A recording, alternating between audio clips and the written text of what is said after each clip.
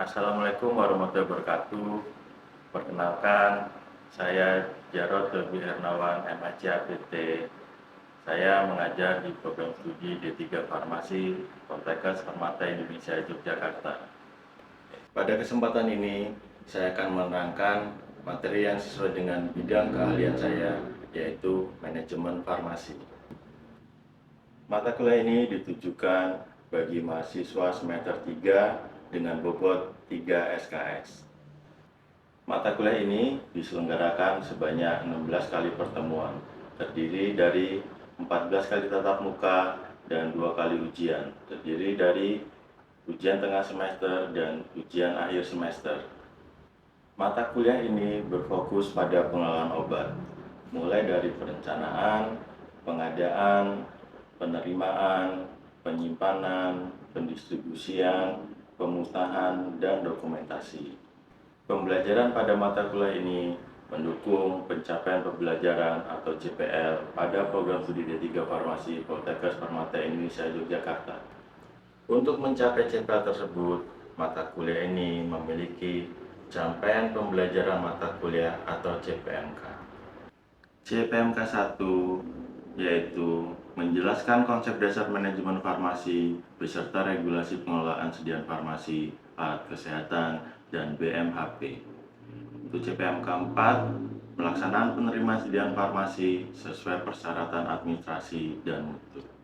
Kemudian, untuk sub CPMK 2, menjelaskan regulasi pengelolaan sediaan farmasi. Lalu, sub CPMK 7, melaksanakan evaluasi penerimaan. 3 komponen aspek pembelajaran pada mata kuliah ini adalah delivery, interaction, dan assessment atau biasa disingkat DIA. Pada aspek delivery, saya memanfaatkan media presentasi, studi kasus, serta contoh implementasi siklus pengelolaan obat. Selanjutnya, pada aspek interaksi, mahasiswa aktif melalui tanya jawab, serta menganalisis kasus seperti regulasi dalam proses penerimaan obat.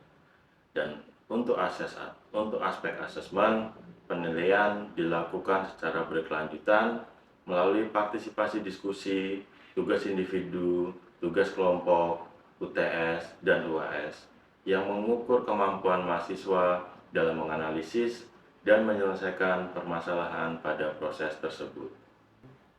Referensi yang digunakan dalam mata kuliah ini bersumber dari beberapa sumber ilmiah, antara lain buku dari Satibi, yaitu Manajemen Obat di Rumah Sakit, kemudian buku dari Siregar, yaitu Farmasi Rumah Sakit, buku dari Muhammad Anif, yaitu Manajemen Farmasi, kemudian menggunakan juga peraturan dari pemerintah, yaitu peraturan dari Badan POM, dan kemudian peraturan dari Kementerian Kesehatan berupa Permenkes. Sumber referensi lainnya yaitu menggunakan artikel-artikel dari jurnal baik nasional maupun internasional. Pemanfaatan berbagai referensi tersebut bertujuan untuk memperkaya wawasan mahasiswa sehingga tidak hanya memahami konsep teoritis manajemen farmasi, tetapi bisa menggabungkan dengan permasalahan nyata yang ada dalam dunia nyata saat ini. Berikut ini adalah video pembelajaran untuk mata kuliah manajemen farmasi pertemuan kedua.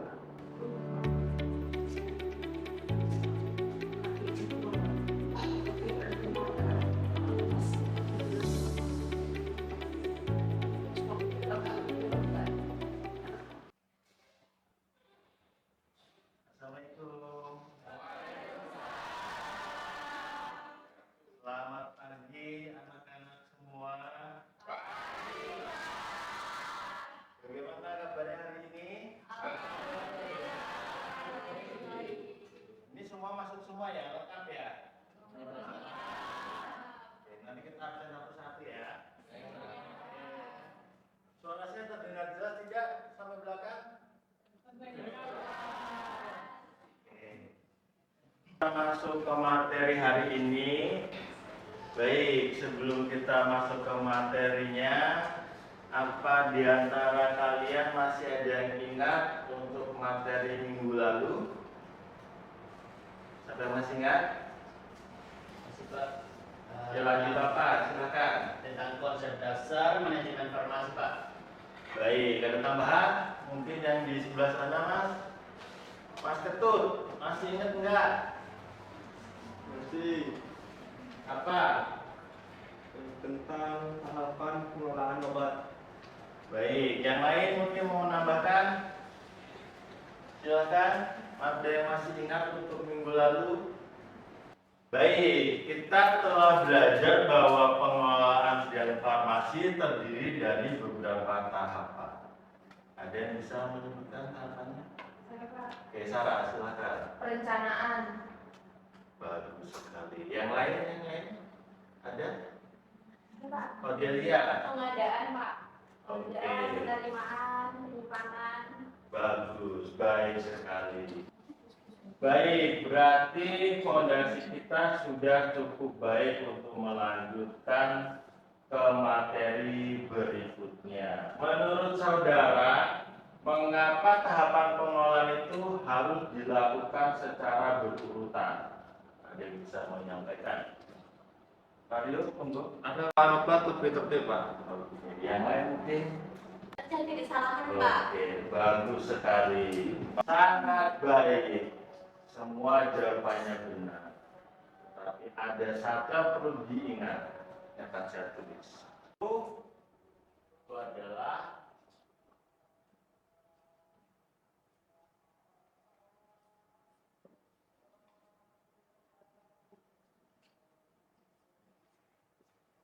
bisa dibaca? Bisa. Itu?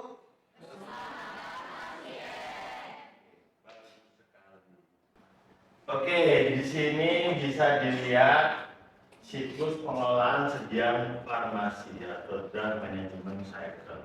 Dimulai dari pengadaan, kemudian dilanjutkan dengan penerimaan sediaan farmasi, setelah diterima kemudian disimpan, lalu didistribusikan, kemudian dikendalikan, dan pada akhirnya dimusnahkan jika obat-obat tersebut sudah tidak layak. Tidak itu seperti apa? Misalnya rusak atau sudah memasuki ED, expiry date atau tanggal kadaluarsa. Ini adalah siklus dari pengelolaan sediaan farmasi. Ini kenapa kok sedianya harus dilakukan secara berurutan? Ya seperti yang kalian sebutkan tadi. Kalau nggak berurutan ya nggak mungkin bisa berjalan dengan baik. Regulasi apa? Regulasi pengelolaan obat atau pengelolaan sediaan farmasi. Mengapa regulasi itu diperlukan? Yang pertama, ini untuk membantu kita para tenaga kefarmasian supaya dalam kita melakukan sesuatu, melangkah, menyiapkan, mengelola, tidak terjadi kesalahan. Karena pada akhirnya apa? Jika terjadi kesalahan yang dilakukan siapa? Kita juga rugi, pasien juga rugi. Kita ruginya apa? Itu pelanggaran. Yang kedua, yang memang regulasi itu diciptakan untuk diikuti. Bukan kan ada orang bilang regulasi diciptakan, aturan diciptakan untuk dilanggar, kan tidak seperti itu.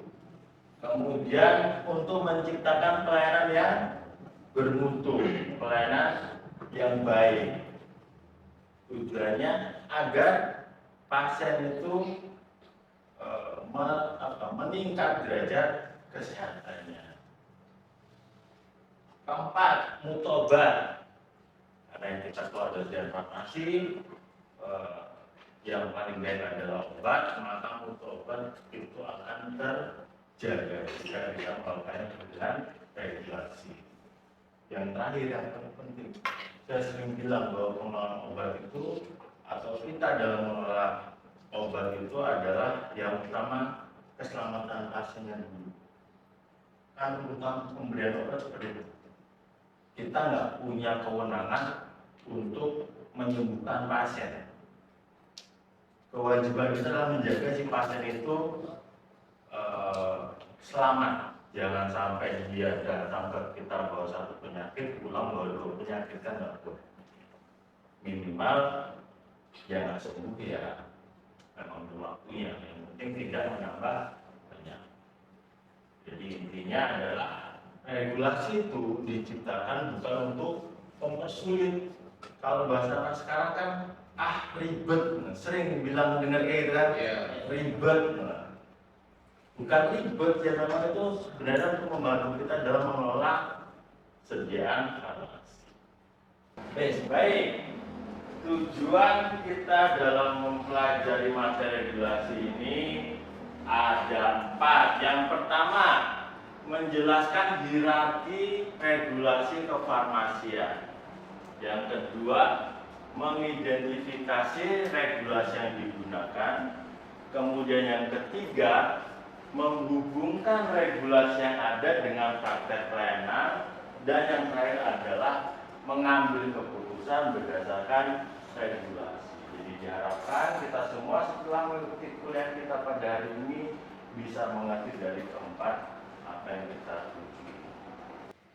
Regulasi pengelolaan sediaan farmasi itu kita berangkat dari hierarki aturan yang ada di negara kita Indonesia. Yang pertama yang tertinggi adalah undang-undang, kemudian di bawahnya ada peraturan pemerintah, kemudian peraturan menteri. Dalam hal ini karena kita di kesehatan, maka yang diketahui peraturan menteri kesehatan atau Permenkes.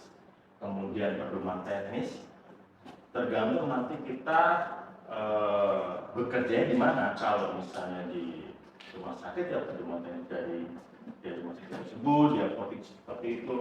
Kemudian SOP fasilitas kesehatannya yang hierarki yang paling rendah.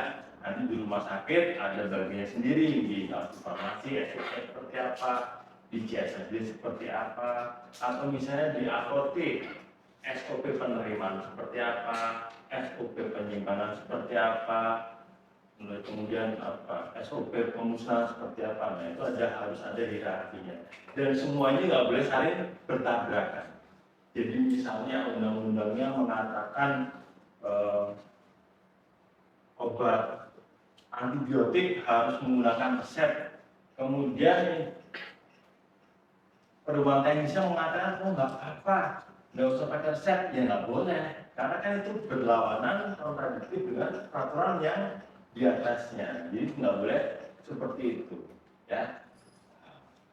Contohnya regulasi kalau di kesehatan ya ada undang-undang kesehatan, ada Permenkes farmasian, ada CJOB Badan POM, dan ada SOP internal. Kemudian ini regulasi dalam praktek kefarmasian. Ada fasilitas dan ada regulasi. Jadi seperti saya sampaikan tadi, harus disesuaikan. Pertama untuk di rumah sakit, fasilitas rumah sakit tentunya kita menggunakan regulasi berupa standar pelayanan kefarmasian yang ada di rumah sakit. Kemudian selanjutnya untuk fasilitas apotek, maka regulasi yang digunakan adalah standar pelayanan kefarmasian di apotek.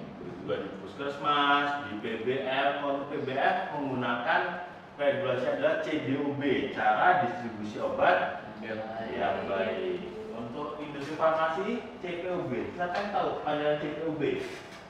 Cara penggunaan, cara pembuatan obat yang baik. Seperti itu. Nanti kalau kosmetik ya ada cara pembuatan kosmetika yang baik, obat tradisional juga seperti itu. Baik, ini coba saya berikan kasus untuk kita diskusikan bersama. Sebuah obat datang dari distributor, setelah dicek oleh TTK, oleh farmasi, yang pertama jumlahnya sesuai. Jadi antara faktur dengan surat pesanan dengan bayaran yang datang itu jumlahnya sesuai. Setelah dicek, nomor B-nya juga sesuai. Kemudian kondisi fisiknya baik. Tapi dokumennya ada yang belum lengkap. Nah, pertanyaannya sekarang, apa keputusan saudara? Ini tolong coba didiskusikan sesama teman aja, sebagai teman-teman. Nah, diskusi itu.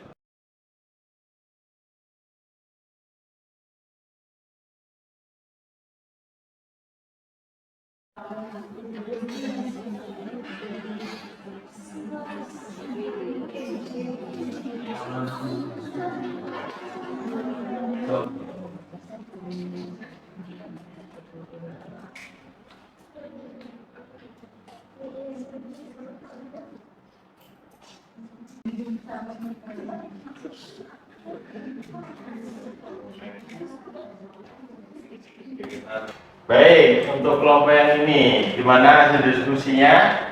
Diterima Pak. Diterima. Alasannya apa? Karena obatnya belum ada rasa. Kalau kemasannya penyok, apakah pasti mutu obatnya terjamin? Ayo. Apakah terjamin kalau kemasannya penyok? Belum tentu. Belum. Kenapa? Kenapa belum? Ya, karena bisa saja isi obat itu belum rusak. Oke, bagus.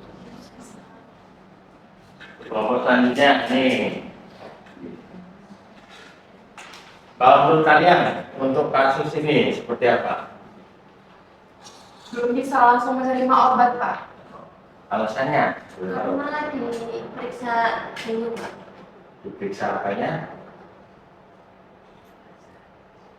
Kondisi fisik obat, kemasan, tanggal kadaluarsa, dan memastikan tidak ada kerusakan. Kalau misalnya yang rusak hanya kemasan luarnya, kemasan dalamnya gimana kira-kira?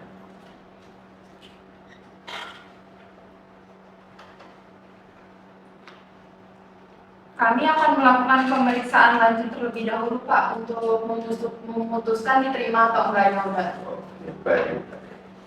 Oke, tepat. Dalam praktik pelayanan kefarmasian, keputusan tidak boleh tergesa-gesa. Setiap keputusan harus didasarkan pada hasil pemeriksaan yang memadai. Baik, sekarang kasus berikutnya. Silakan baca di depan. Sebuah apotek menerima obat dari PBA. Hasil pemeriksaannya pertama fakturnya sesuai, kemudian jumlah sesuai, nomor bednya sesuai, izin edarnya tersedia, kadaluarsa tersisa 2 bulan, tetapi ada 15 dus kemasan yang penyok. Pertanyaannya, apakah obat langsung diterima? Kemudian apa alasannya? Regulasi apa yang menjadi keputusan? Silakan didiskusikan.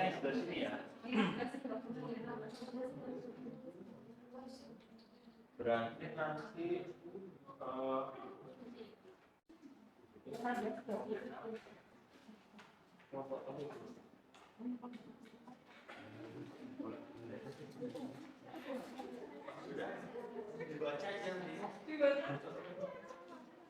baik, untuk kelompok ini gimana hasil diskusinya?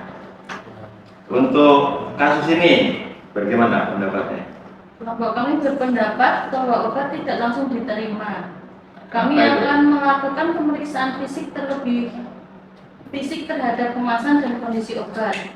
Jika ditemukan indikasi kerusakan yang dapat mempengaruhi mutu, maka obat perlu dipisahkan dan dikomunikasikan dengan distributor untuk tindak lanjut. Oke, selanjutnya untuk kelompok berikutnya bagaimana? Kami setuju, Pak. Tapi menurut kami kemasan yang penyok itu tidak selalu berarti obatnya rusak. Oke, saya setuju, pernyataan itu benar sekali. Nah, yang penting bukan langsung menyimpulkan, tetapi melakukan pemeriksaan secara sistematis sebelum mengambil keputusan. Oke, selanjutnya untuk kelompok ini seperti apa? Kami setuju, tetapi menurut kami kemasan yang penyok kita selalu bagus. Oke, bagus sekali. Baik, teman-teman. Terima kasih atas diskusi yang sangat aktif. Sebelum kita akhiri perkuliahan pada hari ini, saya ingin mendengar pendapat saudara. Saya ingin mengetahui apa satu hal baru yang saudara dapatkan hari ini? Ada yang bisa menjawab? Oke, silakan. A. Saya baru memahami bahwa regulasi bukan hanya untuk administrasi, tetapi juga untuk melindungi pasien. Baik, saudara-saudara, berarti apa yang saya sampaikan pagi hari ini sudah kalian terima dengan baik. Yang lain? Saya Pak, di sini saya belajar bahwa setiap keputusan harus mempunyai dasar. Oke, bagus sekali. Baik, itulah tadi perkuliahan kita pada hari ini, dan dapat kita simpulkan bahwa dalam mengambil keputusan kita harus berdasarkan regulasi. Dimulai dari pemeriksaan, analisis, kemudian merujuk regulasi yang tepat, pengambilan keputusan, dan diakhiri dengan dokumentasi. Karena pada intinya keselamatan pasien adalah prioritas kita yang utama. Baik. Untuk minggu depan kita akan mempelajari tentang perencanaan menggunakan metode konsumsi. Semoga minggu depan kita bisa bertemu lagi dalam keadaan sehat. Saya berharap ya sebelum pertemuan berikutnya kalian sudah membaca materi yang sudah saya berikan ke PJ-nya untuk minggu depan. Terima kasih atas perhatian teman-teman pada hari ini. Saya tutup sampai di sini. Selamat siang. Wassalamualaikum warahmatullahi wabarakatuh. Waalaikumsalam warahmatullahi wabarakatuh.